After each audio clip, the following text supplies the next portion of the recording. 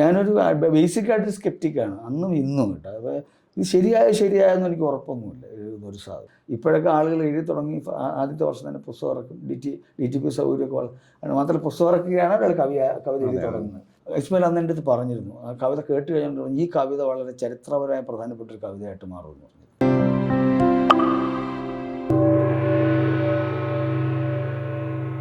ആദ്യ പുസ്തകം കവിതാ സമാഹാരം വരുന്നത്. ഇപ്പോൾ അൻവർ ഇന്ന് മലയാളത്തിൽ കവി എന്നുള്ള രീതിയിലാണ് അൻവർ ഏറ്റവും കൂടുതൽ ശ്രദ്ധേയനായിരിക്കുന്നത്. അപ്പോൾ ഈ ആദ്യ കവിതാ സമാഹാരം വരുന്ന ആ ഒരു സന്ദർഭം, വർഷം, അതൊക്കെ എങ്ങനെയാണ്? അതൊരുപാട് കഴിഞ്ഞിട്ടാണ്. ഞാനും പുസ്തകം ഇറക്കുന്നതിലൊക്കെ വളരെ വിമുഖനായിരുന്നു. കാര്യം ഞാനൊരു ബേസിക്കായിട്ടൊരു സ്കെപ്റ്റിക്കാണ് അന്നും ഇന്നും കേട്ടോ. അപ്പോൾ ഇത് ശരിയായെന്ന് എനിക്ക് ഉറപ്പൊന്നുമില്ല എഴുതുന്നൊരു സാധനം. അതുകൊണ്ട് തന്നെ ഞാൻ കവിയായോ ഞാൻ എഴുതുന്ന കവിതയായോ എന്നുള്ള കാര്യം എല്ലാ കാലത്തും തന്നെ ഇങ്ങനെ കൊണ്ടിരുന്നു.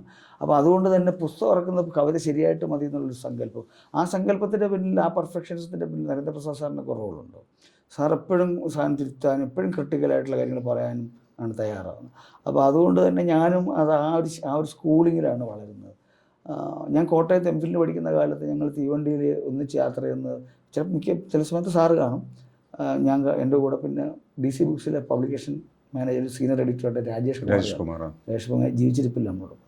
അപ്പം രാജേഷ് വഴി ഞാൻ രാജേഷിനെ തിരക്കി ഇടയ്ക്ക് DC ബുക്സിൽ കയറും രാജേഷിനെ കാണാൻ വേണ്ടിയിട്ട് ചില സന്ദർഭങ്ങൾ. അവിടെ വെച്ച് എന്നെ DCയെ പരിചയപ്പെടുത്തിയിട്ടുണ്ട് രാജേഷ്. പ്രസാദ് സാറിൻ്റെ കൂടെ ഞാൻ DCയെ പരിചയപ്പെട്ടു. അപ്പോൾ DCക്ക് എന്നെ അറിയാം. DC ചെറുപ്പക്കാരോട് സംസാരിക്കാൻ ഭയങ്കര ഇഷ്ടമാണ്. എന്തൊക്കെ ഉണ്ടോ എന്നൊക്കെ ചോദിച്ചാൽ നല്ല വലിയ സൈസുള്ള മനുഷ്യൻ കണ്ടില്ലേ. അങ്ങനത്തെ ഒരു വളരെ ഫ്രണ്ട്ലി ആയിട്ടുള്ള ആളാണ്. അക്കാലത്ത് രാജേഷ് എൻ്റെ അടുത്ത് എൻ്റെ MPhil കഴിയാറായ സമയത്തൊരു ദിവസം പറഞ്ഞു, അന്ന് മഴക്കാലം എന്നുള്ള എൻ്റെ കവിത പബ്ലിഷ് ചെയ്ത് വരികയും അത് വൈഡ്ലി അപ്രീഷിയേറ്റ് ചെയ്യപ്പെടുകയും അതിന് കുഞ്ചുപിള്ള അവാർഡ് കിട്ടി ആ പർട്ടിക്കുലർ കവിതയ്ക്ക്.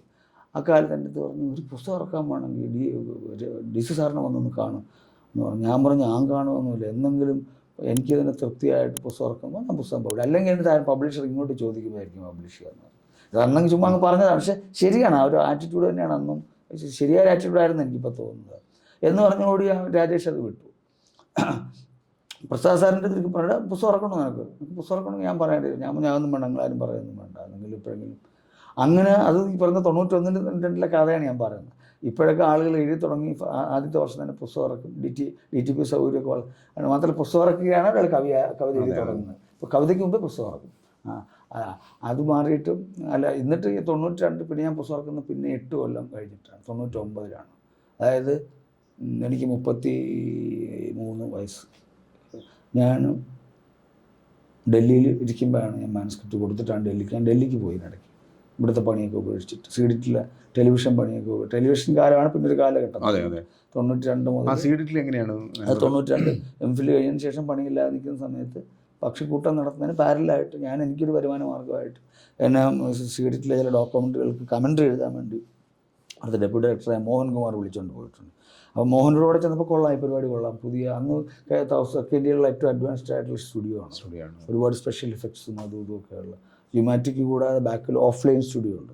ജനറേഷൻ ലോസ് വരാതിരിക്കാൻ വേണ്ടിയിട്ട് ഓഫ്ലൈനിലിട്ട് എഡിറ്റ് ചെയ്തിട്ട് ടൈം കോഡ് വെച്ചിട്ട് ഇപ്പുറത്ത് ഫൈനൽ എഡിറ്റ് ചെയ്യുന്ന രീതിയിൽ അതൊക്കെ കണ്ട് അന്തപ്പെട്ട് അവിടെ പോയിരിക്കുകയായിരുന്നു. അങ്ങനെ ഇരുന്നിരുന്ന അവിടുത്തെ ഒരു സ്ഥിരം റൈറ്ററായിട്ട് മാറി. അവിടുത്തെ ഒരു കണ്ടൻറ് റൈറ്ററായിട്ട് അല്ലെങ്കിൽ കമൻട്രി റൈറ്ററൊക്കെ ആയിട്ട് ഞാൻ മാറുകയാണ്. പിന്നെ എല്ലാ പണിയും ചിരിച്ച് പഠിക്കാൻ തുടങ്ങി. അങ്ങനെ അത് 92 മുതൽ കുറേ കാലം ചെയ്തു. 91 മുതലേ ചെയ്തു തുടങ്ങും. 91 മുതലാകുമ്പോൾ MPhil കഴിഞ്ഞ് എത്തിയില്ല. അപ്പോൾ അതിൽ പിന്നെ ഏതാണ്ട് 95 ഒക്കെ ആയപ്പോഴത്തേക്കും KSFDCയുടെ മേജറായ പ്രോജക്റ്റ് ചെയ്തു ഞങ്ങൾ, മലയാള സിനിമയുടെ ചരിത്രം. അത് ഭയങ്കര ടഫായിട്ട് നല്ല പണിയായിരുന്നു. പക്ഷേ അതിന് വേണ്ടത്ര അണ്ടർ പെയ്ഡായിരുന്നു. അത് വലിയ അനീതിയായിരുന്നു. അതിൻ്റെ പേരിൽ വഴക്കൊക്കെ ഉണ്ടാക്കി തളർന്ന് നിൽക്കുമ്പോഴാണ് ഞാൻ വിചാരിച്ചു കേരളം വിടാം എന്ന് തീരുമാനിച്ചു. അങ്ങനെ ഞാൻ ഡൽഹിക്ക് പോവുകയാണ് ചെയ്യുന്നത്. ഡൽഹിയിൽ എത്ര വർഷം ഉണ്ടായിരുന്നു? ഡൽഹിയിൽ 1 കൊല്ലം. അവിടെ ഒന്ന് പ്രധാനമായിട്ടും ചെയ്തുകൊണ്ടിരുന്നത് ഇവിടെ നിന്ന് മടുത്തിട്ട് പോയതാണ്. ഒരുപാട് പേഴ്സണലായ മടുപ്പുകൾ, അനിശ്ചിതത്വവും എഴുത്ത് ആ സമയത്ത് ഞാൻ ഈ CDT വർക്ക് ചെയ്യുന്ന കാലം സംഭവിച്ചത് എൻ്റെ കവിത ബ്ലോക്കായി. അതൊരു കവിതയിൽ ഏറ്റവും കൂടുതൽ ബ്ലോക്ക് വന്നൊരു പീരീഡാണ്. മഴക്കാലത്തിനൊക്കെ ശേഷം MPhil വിട്ട് മാത്രമല്ല MPhil കഴിഞ്ഞ് ഞാൻ ഡെസർട്ടേഷനൊക്കെ വളരെ സക്സസ്ഫുൾ എഴുതി തീർന്നു. അപ്പം ഞാൻ ഒരുപാട് വായിക്കുന്നൊരു കാലമായിരുന്നു. എക്സോസ്റ്റഡായി. അപ്പം ഞാൻ കുറച്ച് ആളൊന്നും വായിക്കേണ്ടെന്ന് തീരുമാനിച്ചത്. ഞാൻ അത്രത്തോളം പുസ്തകങ്ങൾ മാത്രം ജീവിച്ചൊരു കാലമാണ് 91-92. അപ്പോഴാണ് CDTയിലെ പണി വരുന്നത്. അപ്പം അത് കാരണം ഈ ടെലിവിഷനിലേക്ക് വിഷ്വൽ മീഡിയയിലേക്ക് ടോട്ടലി എൻ്റെ തലച്ചോറ് ഷിഫ്റ്റ് ചെയ്യുന്നതാണ് എനിക്ക് തോന്നുന്നത്. എന്തായാലും എനിക്ക് ഒരുപാട് വായിക്കാനും പറ്റുന്നില്ല, എഴുതാനും പറ്റാത്ത അവസ്ഥ വന്നു. അതൊക്കെ ഉണ്ടാക്കിയ വലിയ ടെൻഷൻ്റെ ഒരു സമയത്താണ് ഞാൻ ഡൽഹിക്ക് പോകുന്നത്. ഡൽഹി ചെന്ന് ചെയ്തതെന്ന് വെച്ച് കഴിഞ്ഞാൽ ടെലിവിഷനിൽ പണിയെടുക്കില്ല ഞാൻ തീരുമാനിച്ചു. ടെലിവിഷൻ എനിക്ക് മടുത്തില്ല. അപ്പോൾ ഞാൻ സാഹിത്യ അക്കാദമി ലൈബ്രറിയിൽ പോയി കുത്തിയിരിക്കും. നല്ല AC അവിടെ, സമ്മറിലൊക്കെ അവിടെ രാവിലെ പോയാൽ വൈകുന്നേരം അവിടെ ഇരിക്കാം. ഒരു 3 റൊട്ടിക്കുള്ള കാശ് കണ്ട ആദ്യത്തേക്ക് മലയാളിയായിട്ടുള്ള ലൈബ്രറിനൊക്കെ ഉണ്ട് അവിടെ, വളരെ കെയർ ഓഫ് ചെയ്യുന്നു. പിന്നെ മാത്രമല്ല ആ ലൈബ്രറിയുടെ വലിയൊരു ഗുണം ഇന്ത്യയുടെ എല്ലാ ഭാഷകളെക്കുറിച്ചുള്ള ലിറ്ററേച്ചർ വായിക്കുക, ഇന്ത്യൻ ഭാഷകളെക്കുറിച്ചിട്ടുള്ള മറ്റ് ഇന്ത്യൻ ഭാഷകളുടെ ഫോക്ലോർ, പോയിട്രീനെ കുറിച്ചൊക്കെ ഉള്ള ഇൻഫർമേഷൻസ്. ഞാനിതൊക്കെ പറയുന്നത് ഇപ്പോഴത്തെ ആളുകൾക്ക് മനസ്സിലാവില്ല. ലൈബ്രറികൾ മാത്രമേ വിവരം തരുള്ളൂ. നമ്മുടെ കയ്യിൽ വിരലിൻ്റെ തുമ്പിലില്ല വിജ്ഞാനം. അപ്പോൾ അങ്ങനെ ആണ് ഡൽഹിയിലെ എൻ്റെ ജീവിതം പ്രധാനമായിട്ട് അതായത്. പക്ഷേ ഞാനിന് ജീവിക്കാൻ മാർഗ്ഗമില്ലാതെ ഒരു ചെറിയ പത്രത്തിലെക്കുറിച്ചുള്ള ജോലിയൊക്കെ ചെയ്തിട്ടുണ്ട്. വളരെ അപ്രധാനമായ കാര്യമായിരുന്നു. അങ്ങനെ ഡൽഹിയിലിരിക്കുമ്പോഴാണ് ആര്യാവർത്തത്തിലൊരു യക്ഷണം നല്ല കവിതയൊക്കെ എഴുതുന്നത്. അങ്ങനെ ഒരു പ്രവാസ കവിതയുടെ ഒരു രുചി കിട്ടുന്നത്. പിന്നെ ശരിക്കും ഒരു പാൻ ഇന്ത്യൻ ഒരു പെർസ്പെക്റ്റീവ് സ്ട്രോങ് ആണെന്ന് വേണമെങ്കിൽ പറയാം. ഡൽഹി കാലത്താണ്. കാര്യം ഞാൻ ഡൽഹിക്ക് പോകുന്നതിന് മുമ്പാണ് ഞാൻ ഏകാന്തതയുടെ 50 വർഷങ്ങൾ എഴുതുന്നത്. അത് തന്നെ ഒരു പാൻ ഇന്ത്യൻ ഒരു വ്യൂ പോയിൻ്റ് ഉണ്ടാക്കാനുള്ള എൻ്റെ ശ്രമത്തിൻ്റെ ഭാഗമായിരുന്നു നാരേറ്റീവ്. അത് നാച്ചുറലി അതിൻ്റെ ഒരു തുടർച്ചയാണ് ഡൽഹി ജീവിതം. ആ കവിത ശരിക്കും ആ കവിത എഴുതി ഫിനിഷ് ചെയ്ത സമയത്താണ് ആദ്യമായിട്ട് എനിക്കൊരു നാഷണൽ ഇവൻറ്റിന് ഇൻവിറ്റേഷൻ കിട്ടുന്നത്. അതായത് ഇന്ത്യൻ സ്വാതന്ത്ര്യ സമരത്തിൻ്റെ 50-ാം വർഷം ആഘോഷിക്കുന്നതിനനുബന്ധിച്ചുള്ള ഒരു ചെറിയ പ്രോഗ്രാം അക്കാഡമിയിൽ പോയട്രി, നാഷണൽ പോയട്രി അസോസിയേഷൻ ഒരു ചെറിയ ഗ്രൂപ്പും അക്കാഡമിയും ചേർന്നിട്ട് യങ് പോയിറ്റ്സ് മീറ്റ്, ചെറിയൊരു യങ് പോയിറ്റ്സ് മീറ്റ് ഡൽഹി. അതിലേക്ക് എനിക്ക് ക്ഷണം കിട്ടി. HR ശിവപ്രകാശിൻ്റെയൊക്കെ ഒരു ഇനിഷ്യേറ്റീവ്. ശിവപ്രകാശിൻ്റെ നേരത്തെ പരിചയമുണ്ട്, ധ്വനിയാലോകയിൽ വെച്ച്, കർണാടകത്തിൽ വെച്ച്. അപ്പോൾ ശിവയുടെ ഒരു റെക്കമെൻഡേഷനിലായിരിക്കണം. അതിന് പോകുമ്പം ഈ കവിതയുടെ മാൻസ്ക്രിപ്റ്റായിട്ടാണ് ഞാൻ പോകണം. ഈ കവിത ഞാൻ അതുകൊണ്ട് ഈ കവിത ആദ്യം വായിച്ച് കേൾപ്പിക്കുന്ന ഇവിടുത്തെ 2 സുഹൃത്തുക്കൾ കഴിഞ്ഞാൽ പിന്നെ വായിച്ച് കേൾപ്പിക്കുന്നത് അന്ന് മാധ്യമത്തിലെ ബ്യൂറോ ചീഫായിട്ടുള്ള ഇസ്മയിൽ മേലടിയാണ് ആ കവിത വായിച്ച് കേൾപ്പിക്കുന്നത്. അത് കഴിഞ്ഞ് വായിച്ച് കേൾപ്പിക്കുന്ന ആനന്ദിനെയാണ്.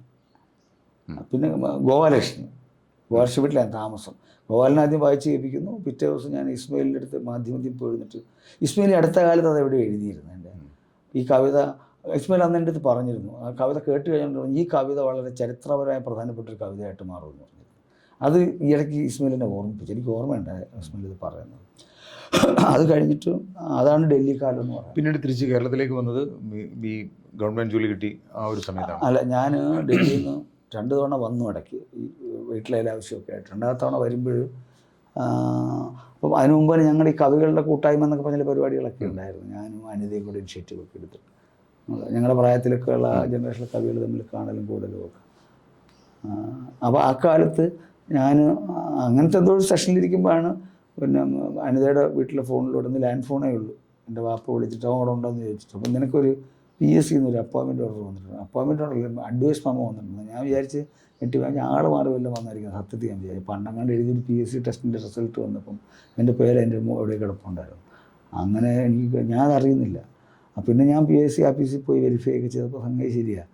അപ്പം ഞാൻ അവധിക്ക് എന്ന് പറഞ്ഞാൽ ഇടയ്ക്കൊരു ചെറിയ ഗ്യാപ്പ് പറഞ്ഞാൽ ഞാൻ ടെലിവിഷനൊക്കെ വിട്ടെങ്കിലും ടെലിവിഷൻ്റെ ഒരു അസൈൻമെൻറ്റായിട്ടാണ് ഞാൻ വന്നത്. നിവൃത്തിയില്ലാതായപ്പോൾ വീണ്ടും ടെലിവിഷനിൽ പിടിക്കാൻ ജീവിക്കാൻ മാർഗ്ഗമില്ല. ഡൽഹിയിൽ നല്ല പാഠം കൊടുക്കാൻ കാശില്ല മുറിയുടെ. അപ്പം റൈറ്റർ, ഹിന്ദിയിലൊരു ഫിക്ഷൻ റൈറ്ററാണ്. അദ്ദേഹത്തിൻ്റെ നേതൃത്വത്തിൽ ദൂരദർശനാണെന്ന് പ്രധാനപ്പെട്ട സംഭവം. ദൂരദർശനിലൊരു കാരവൻ ഷൂട്ടാണ്. ഇന്ത്യയുടെ എല്ലാ ഭാഗവും കവർ ചെയ്തുകൊണ്ടുള്ള ഇന്ത്യയിലെ വിയേർഡ് ഒക്കുപ്പേഷൻസ് എന്ന് പറയുന്ന ഒരു തീമാണ്. അപ്പോൾ അതിൽ സൗത്ത് ഇന്ത്യൻ കാരവൻ മുഴുവൻ മാനേജ് ചെയ്യാമോ ചോദിച്ച് ഈ ഉദയൻ അദ്ദേഹത്തിൻ്റെ പേരുന്ന ഫിക്ഷൻ റൈറ്റർ ഉദയകുമാറാണോ? നമ്മുടെ ഉദയകുമാറില്ല, ഹിന്ദി റൈറ്റർ.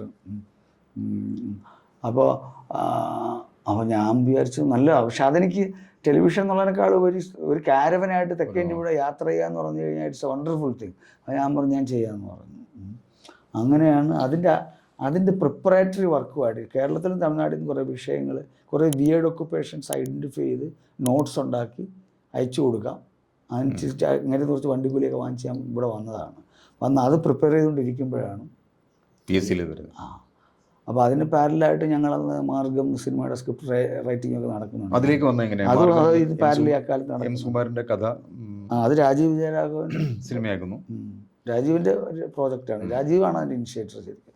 രാജീവ് അതിൽ ആദ്യത്തെ കരടുമായിട്ട് ഞാൻ ഈ അവധിക്ക് വന്ന സമയത്ത് തന്നെ രാജീവ് അതിൻ്റെ ആദ്യത്തെ കരടുമായിട്ട് മറ്റോ അവിടെ നാട്ടിൽ യൂറോപ്പിൽ നിന്ന് വരികയാണ്. അപ്പോൾ ഞങ്ങൾ ഒന്നിച്ചിരുന്നത് എഴുതിക്കൊണ്ട് അത് റീവർക്ക് ചെയ്യുകയാണ്. ഞാൻ രാജീവ് കൂടി ഇരുന്നിട്ട് ഇൻറ്റൻസ് ആയിട്ട് രാജീവ് ഞാൻ ഒരുപാട് പരത്തി ഞാൻ എഴുതിയിരുന്നു, ഡ്രാഫ്റ്റ് ചെയ്യുന്നു. ഞങ്ങൾ ഒരു അതിനെ ഒന്ന് റിഫൈൻ ചെയ്ത് സ്ക്രിപ്റ്റ് ആക്കിക്കൊണ്ടിരിക്കുന്ന ഒരു സമയത്താണ് അത് നടക്കുകയാണ്. അപ്പോൾ ആ സമയത്ത് ഞാൻ പട്ടത്ത് രാജുവിൻ്റെ ഫ്ലാറ്റിൽ കാണും, ബാക്കി സമയം അനിതയുടെ വീട്ടിൽ കാണും. അങ്ങനെയായിരുന്നു ആ സമയത്ത്. അപ്പം എൻ്റെ വീട്ടിൽ നിന്ന് എന്നെ കിട്ടണമെങ്കിൽ 2 ഫോണിലേക്ക് വിളിച്ചാൽ കിട്ടുമെന്ന്, അല്ലെങ്കിൽ കാർത്തിക ലോഡ്ജിൽ കിട്ടും. 3 ഫോണാണ്. അപ്പോഴാണ് അപ്പോൾ എൻ്റെ ഫാദറിൻ്റെ വാപ്പാടെ പേടിയെന്ന് പറഞ്ഞാൽ ഞാൻ തിരക്കഥ എഴുതിക്കൊണ്ടിരിക്കുന്ന വാപ്പാക്ക് അറിയാം, പിന്നെ ഈ സാഹിത്യ പ്രവർത്തനം വളരെ രൂക്ഷമാണെന്നുള്ളത് അറിയാം, പിന്നെ എൻ്റെ കാർത്തിക ലോഡ്ജി കേന്ദ്രമാക്കിയിട്ടുള്ള എൻ്റെ അരാജക ജീവിതവും അറിയാം. ഇത് 3 കളഞ്ഞിട്ട് ഞാൻ സർക്കാർ ജോലിക്ക് പോകില്ല എന്നാണ് വാപ്പാടെ ഒരു പേടിയാണ്. അതുകൊണ്ട് എൻ്റെ അടുത്ത കൂട്ടുകാരെ വിളിച്ചിട്ട് അവരെ കൊണ്ട് എന്നെ 3-4 വാക്കിന് പൂട്ടുക എന്നുള്ള സ്കീമിൻ്റെ ഭാഗമായിട്ടാണ് കക്ഷി രാജീവിനെയും അനിതയൊക്കെ വിളിച്ച് പറയുന്നുണ്ട്, അതെ ഇങ്ങനെങ്കിലും കൊണ്ട് ജോയിൻ ചെയ്യിപ്പിക്കണം. മാത്രം ഞാൻ മുങ്ങിക്കളി ഡൽഹിക്ക് പോയി കളയുന്നുള്ളത്. ഡൽഹിയിൽ നിന്ന് ഞാൻ വന്നിട്ടില്ല, എൻ്റെ മുറിയും ബിലോങ്ങിങ്സും എല്ലാം ഡൽഹിയിൽ ഇരിക്കുകയാണ്. അങ്ങനെ ഞാനും നിർബന്ധിതനായി ജോയിൻ ചെയ്യാനായിട്ട്. അപ്പോൾ രാജീവ് തന്നെ ഒരു ദിവസം സ്ക്രിപ്റ്റ് റൈറ്റിങ്ങിൻ്റെ ഇടയിൽ കൂടെ രാജീവും മഹേഷ്, മറ്റേ ഇൻസ്റ്റിറ്റ്യൂട്ടിൽ പഠിച്ച മഹേഷുണ്ട്, മഹേഷ് ഇപ്പോൾ റോട്ടക്കിൽ ഫിലിം ടീച്ചറാണ്. മഹേഷും ഞങ്ങളുടെ മാർഗത്തിൻ്റെ അസോസിയേറ്റുമാണ്. മഹേഷും രാജീവും കൂടെ എന്നെ കൊണ്ടുവന്ന് ജോയിൻ ചെയ്യിപ്പിക്കുകയാണ് ചെയ്യുന്നത് അവിടെ പാലക്കാട് ജോയിൻ ചെയ്യുന്നതോടുകൂടി പിന്നെ എൻ്റെ ജീവിതം സർക്കാർ ഉദ്യോഗസ്ഥൻ്റെ ജീവിതമായിട്ട് പിന്നീട് തൃശ്ശൂരേക്ക് വന്ന് ദീർഘവർഷങ്ങളായിട്ട് അതൊക്കെ ഒരുപാട് കഴിഞ്ഞിട്ടാണല്ലോ. പാലക്കാട് ജോലി ചെയ്യുന്ന കാലത്താണ് ഞാൻ കല്യാണം കഴിക്കുന്നത്. കല്യാണം കഴിച്ച് കഴിയുമ്പോൾ ട്രിവാൻഡ്രത്തേക്ക് ട്രാൻസ്ഫർ വാങ്ങിച്ചു പോയി. പിന്നീടാണ് തൃശ്ശൂരേക്ക് പോകുന്നത്. പിന്നീട് അമ്പലിക്ക് എൻ്റെ വൈഫിന് ഇവിടെ സ്കൂൾ ഓഫ് ഡ്രാമയിൽ ജോലി കിട്ടുമ്പോഴാണ്